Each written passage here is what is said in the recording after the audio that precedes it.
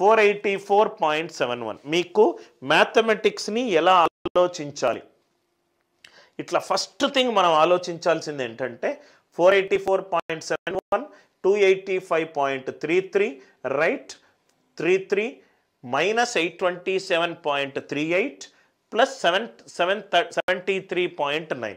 Answer ఆప్షన్లు అన్నీ దూరంగా ఉన్నాయి. నేనైతే ఎలా సాల్వ్ చేస్తానంటే ఇక్కడ చూడండి సార్, ఫస్ట్ నేను అబ్జర్వ్ చేసింది ఆన్సర్ ఆప్షన్లో అన్ని యూనిట్ డిజిట్లు డిఫరెంట్గా ఉన్నాయి.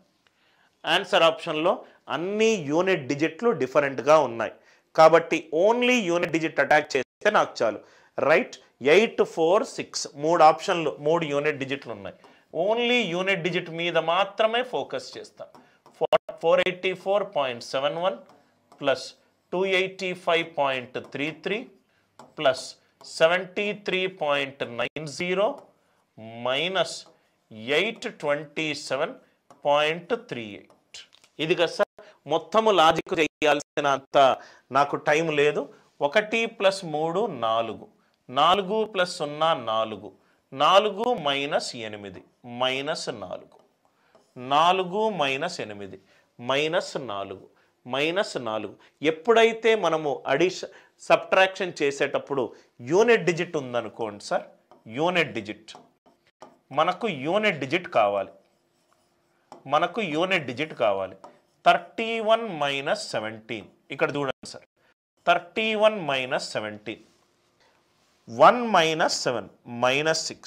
ఎప్పుడైతే నాకు నెగటివ్ వచ్చిందో 10 యాడ్ చేసుకోండి, నాకు యూనిట్ డిజిట్ వస్తుంది.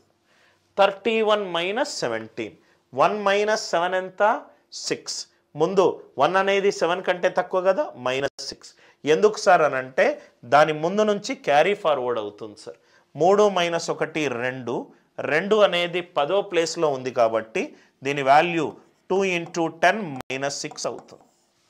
అర్థమైంది కదా సార్. ఎప్పుడైతే నాకు సబ్ట్రాక్షన్లు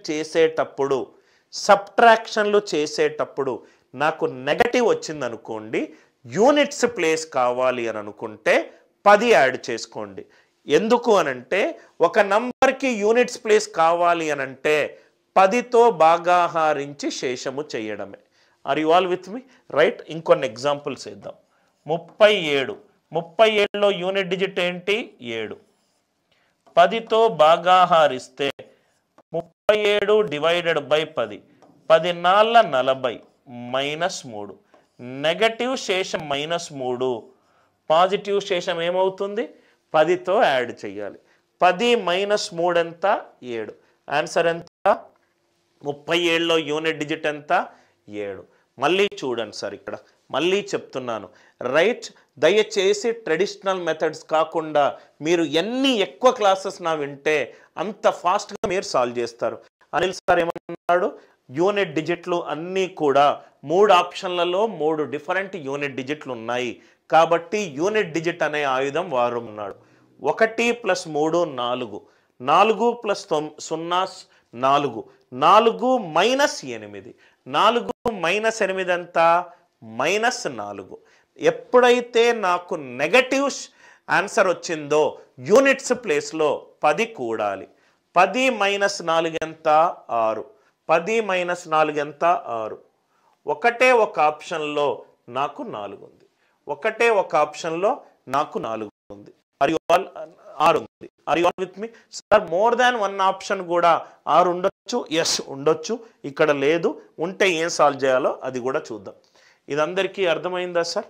నౌ ఇంకొకటి అర్థమవుతే ఎస్ అని చెప్పి రిప్లై చేయండి సార్. నేను కామెంట్స్లో చూస్తున్నాను, అర్థమవుతే ఎస్ అని చెప్పి రిప్లై చేయండి సార్. రైట్, అందరికీ లాజిక్ క్లియర్ కదా sir? I hope the idea it is very much clear. Sir మరి 2 ఆప్షన్లలో 6 ఉంటే ఏం చెయ్యాలి? ఆన్సర్ ఆప్షన్లు అన్నీ దూరంగానే ఉన్నాయి కదా సార్. ఒకటి 19, ఒకటి 36, ఒకటి 16, ఇంకోటి 15.78. చిట్ట చివరి 2 డిజిట్లు చూద్దాం. 2 డిజిట్లు అన్నిట్లో డిఫరెంట్ ఉన్నాయి కదా సార్. అన్నిట్లలో చిట్ట చివరి 2 డిజిట్లు డిఫరెంట్ ఉన్నాయి కదా సార్. చూద్దాం.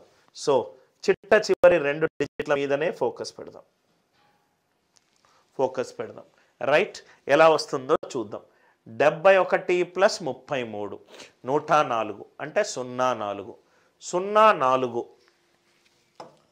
ప్లస్ 90 మైనస్ 38 52 ప్లస్ 4 56 52 ప్లస్ 4 56 మనకు యూనిట్ డిజిట్ ఆర్ వచ్చి టెన్స్ ప్లేస్ చేంజ్ అయినా మనకు ఆన్సర్ ఆప్షన్లో యూనిట్ డిజిట్ అనేది డిఫరెంట్గా ఉంది కాబట్టి యూనిట్ డిజిట్ చూసుకున్నా నాకు చిట్ట చివరి 2 డిజిట్లు కూడా డిఫరెంట్గా ఉన్నాయి 2 డిజిట్లు కూడా చూసుకున్నా 71 ప్లస్ 33 71 ప్లస్ 33 ఎంత 104 104 చిట్ట చివరి 2 డిజిట్లు 4 4 ప్లస్ 90 ఎంత 94 94 నుంచి 38 తీసేస్తే ఆన్సర్ ఎంత 56 56 ఉన్న ఏకైక ఆప్షన్ ఎంత 16.56 అందరికీ ఈ లాజిక్ క్లియర్గా అర్థమైందా అర్థమవుతే ఎస్ అని చెప్పి రిప్లై చేయండి సార్ ఐ హోప్ ది